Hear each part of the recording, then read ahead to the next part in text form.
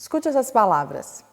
Para fechar com chave de ouro, o palestrante mostrou que o tempo cura tudo. Ele contou a emocionante história de sua esposa Patrícia, que soube ver o lado bom da própria doença. Amanhã é um novo dia e não podemos perder a esperança, ele concluiu. Provavelmente esta é uma história de redenção. Esta provavelmente é a história de uma mulher muito forte, que aprendeu com a própria doença e que tem muito a nos ensinar. E isso quem está nos contando é este palestrante. Mas provavelmente você notou um traço aí, que é um traço de pobreza do próprio texto. É como se o texto não estivesse à altura de uma situação tão grandiosa como essa vivida pela Patrícia, esposa dele, e que ele evidentemente admira, este palestrante. Este é um texto fictício, eu inventei aqui, mas que eu trago para você perceber como a presença incidente, frequente dos clichês deixa o nosso texto fraco. Então, ouça de novo, veja lá. Para fechar com chave de ouro, o palestrante mostrou que o tempo cura tudo. Em primeiro lugar, para fechar com chave de ouro, você já ouviu isso 1000 vezes. O palestrante mostrou que o tempo cura tudo. Você também já ouviu 1000 vezes que o tempo cura tudo. Ele contou a emocionante história de sua esposa Patrícia, emocionante história, você também já ouviu 1000 vezes, que soube ver o lado bom da própria doença. Ver o lado bom, você também já viu 1000 vezes. Amanhã é um novo dia e não podemos perder a esperança, ele concluiu. Amanhã é um novo dia também, não podemos perder a esperança também. E aí, para nós falarmos sobre clichê, o que é clichê e por que a gente deve evitar que os nossos textos sejam eivados de clichês, eu quero ler para você um texto que eu mesma escrevi. Como eu já fiz outras vezes aqui no canal, eu trago textos que eu mesma escrevi para que nós possamos comentá-los. Então vejamos. Pode ser que a história de Patrícia seja um vulcão de inspiração, mas o narrador conseguiu jogar toda a areia do Saara sobre a lava. Fechar com chave de ouro, o tempo cura tudo, emocionante história, ver o lado bom, amanhã é um novo dia, não podemos perder a esperança. Já viu isso em algum lugar? Mais ainda, já usou alguma dessas expressões? Muito provavelmente. É provável que sim, e milhares de vezes. São os bons e velhos clichês, expressões tão, mas tão repetidas, que se tornam vícios de linguagem responsáveis por raquitizar até as ideias mais aptas ao pódio do MMA. O que eu estou dizendo para você? O clichê pega uma ideia que poderia ser um estrondo, uma ideia que poderia ser comovente, envolvente, encorajadora, pega uma ideia que poderia ser até inovadora e transforma essa ideia em algo pálido, algo sem cor, algo que você já viu 1 milhão de vezes e suas retinas já estão acostumadas com aquilo. Seu texto fica raquítico, seu texto que poderia ser um campeão de MMA fica absolutamente raquítico e eu continuo. Mas qual é o problema dessas expressões? Imagine que você seja um guia turístico pela cidade do Rio. Escute aí essa metáfora. Nos primeiros passeios, você se embevece com o próprio discurso. Abre aspas, o Cristo Redentor é feito de concreto armado e pedra-sabão, sabia disso? Seus braços esticados alcançam vultosos 28 metros. Ele tem 30 metros de altura, fora os 8 do pedestal. Impressionante, não é? Imagina você um guia turístico. No começo você fala, caramba, que legal isso e tal. Puxar todo um impacto nesses números. A mais de 700 metros acima do nível do mar, há ali 30 metros de imponência cristã. É possível dar um baita abraço de 28 metros. Mas ao repetir isso pela 100ª vez, o Cristo já parece um boneco. Some qualquer traço de vulto dos primeiros passeios. Resumindo, o que antes fora embevecedor, vira mera paisagem. Não que o Cristo em si tenha perdido a sua imponência, tenha perdido a sua importância, mas é porque você já deu aquela informação tantas e tantas vezes que, na maioria do tempo, essa informação é mais uma coisa na sua vida ali que você faz tantas vezes. Clichê é isto. Uma paisagem textual pela qual já passamos centenas de milhares de vezes. E assim não causa mais nenhuma comoção. É a banalização da própria ideia traduzida pelo desgaste das palavras. Esse é um bom jeito de nós conceituarmos. É a banalização da própria ideia traduzida pelo desgaste das palavras. Definitivamente não é a melhor escolha possível de palavras. O oposto de um clichê não é uma ideia espalhafatosa. Então, veja, o que eu estou falando é, para que você não caia no clichê, você não precisa ser espalhafatoso, você não precisa se vestir de palhaço e sair dançando com a melancia na cabeça. Não é isso.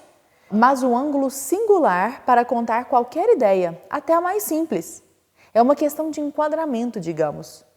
Quantos e quantos livros não são absolutamente fantásticos nos contando coisas que acontecem em todas as esquinas? Aliás, talvez os livros mais fantásticos sejam justamente esses. Os que nos contam a história, talvez, da nossa vida, da vida do nosso vizinho, da vida de lá. Tem uma família, um irmão, um pai, uma mãe, um filho, já viveu alguma coisa semelhante àquilo, algum relacionamento amoroso. Mas a maneira de contar, a escolha das palavras, o ângulo do olhar. A pessoa escolhe olhar de um ângulo, você fala, meu Deus do céu, eu estou terminando agora a leitura de um livro. Olha, havia anos que um livro não mexia tanto comigo. Eu fiquei emocionada agora, só de me lembrar do livro. Se chama Olhai os Lírios do Campo, de Érico Veríssimo. Ele foi escrito em 1938. É uma história comum, assim, não há nada demais no que acontece em si, nos fatos, mas a maneira como o Érico conta é de uma profundidade e me fez refletir de tal forma que há muitos anos um livro não fazia isso comigo. Por quê? Porque ele soube escolher bem as palavras e ele soube lançar o olhar por um ângulo que até então me era novo. Daquele jeito me era novo. Aí eu trago aqui, então é uma questão de enquadramento, né? Que ângulo você está enquadrando.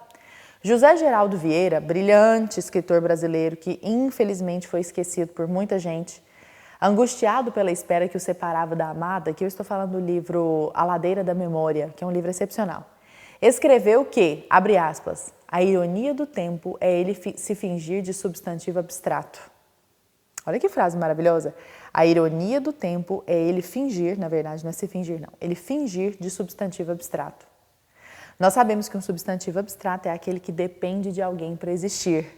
Então, quando eu falo que o tempo se finge de substantivo abstrato, é como se ele não tivesse um contorno próprio, digamos assim, como se ele fosse algo dependente. Só que para o José Geraldo Vieira, que sentia na pele o passar do tempo, passar a fricção na sua pele ali dos minutos, dos segundos, dos milésimos, porque ele estava longe da sua amada Renata. Para este autor, né, para este personagem, na verdade, ali dentro do livro, o tempo era absolutamente concreto, porque ele sentia nos poros dele. Então veja, a angústia vivida por ele era tangível, mensurável, concreta, nada abstrata. O tempo, e ele escreve tempo com letra maiúscula nesta frase, lá em A Ladeira da Memória, o tempo, assim com maiúscula, se provava substantivo não só concreto, como também próprio. Este invisível ator que nos rouba a vida a conta-gotas. Olha como José Geraldo Vieira foi inspirado aqui. Eu estou falando para você, ele é um agente próprio, ele é um substantivo próprio, ele é um substantivo concreto, que tem existência própria, porque ele nos ceifa a vida a conta-gotas. De pouquinho em pouquinho ele vai nos tirando tudo que nós temos. Ele perde a amada aqui, inclusive. Este é só esta é só uma pista, na verdade, o pessoal chama de spoiler, né? Uma pista do livro, mas que você descobre rapidinho, tá? Augusto dos Anjos, passeando pela noturna cidade, é lindíssimo este poema de Augusto dos Anjos, chamado As Cismas do Destino. Disse que a noite fecundava o ovo dos vícios animais.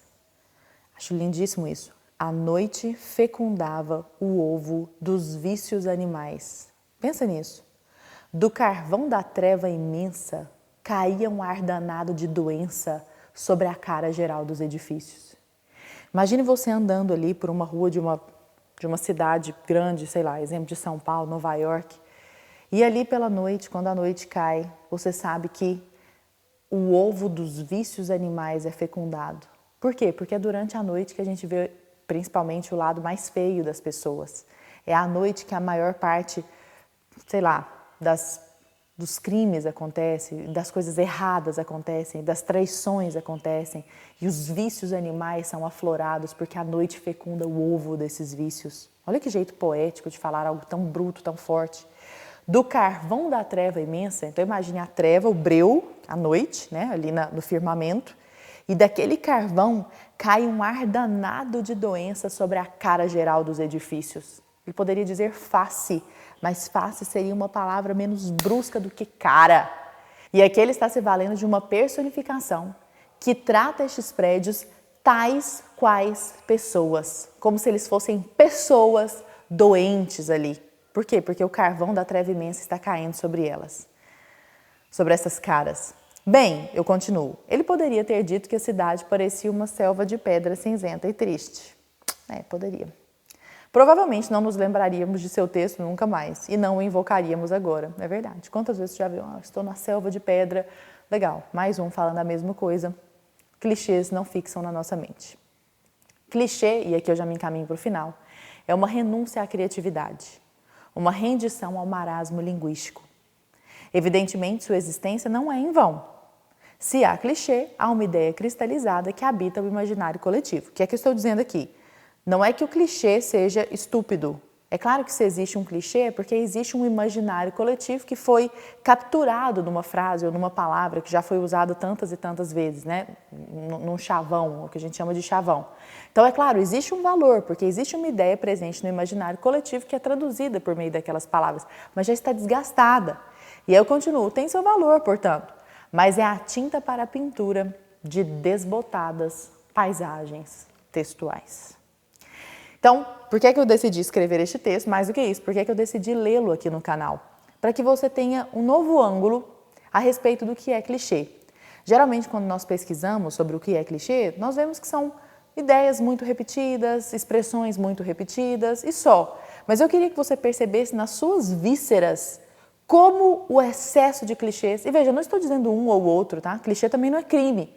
Mas o excesso de clichês, aquela pessoa que só escreve com base em clichês, só se comunica com base em clichês, deixa o seu texto, o seu discurso, a sua retórica, a sua mensagem desbotada. Desbotada. Por isso, vale sempre muito a pena que você pense a respeito da sua mensagem, tanto com relação ao conteúdo dela, como com relação à forma. Nenhum dos dois pode ceder ao clichê, caso você queira de fato ser impactante.